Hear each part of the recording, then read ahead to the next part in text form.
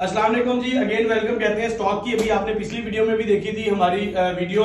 अच्छा, स्टॉक हम क्या करते हैं, ऐसे स्टूडेंट जो हमारे पास डिजिटल मार्केटिंग और ई कॉमर्स करते हैं, जिसके पास पैसे नहीं है, उनको भी हम फ्री में भी काम स्टार्ट करवा देते हैं। और ऐसे स्टूडेंट जिसके पास सिर्फ 3000, 4000 या 5000 की इन्वेस्टमेंट है, अब हम करते क्या है, 2-3 स्टूडेंट्स का स्टॉक इकट्ठा मंगवा लेते हैं। अब इनका है मोहम्मद अली साहब। इनकी वो कंडीशन थी कि जो आजकल तमाम पाकिस्तानियों की है, एक ऐसी कंपनी में जॉब करते थे कि जो इनकी कितने महीने की सैलरी नहीं दे रहे थे, 4-4 महीने की सैलरी नहीं देते थे और हालात बद से बदतर थे।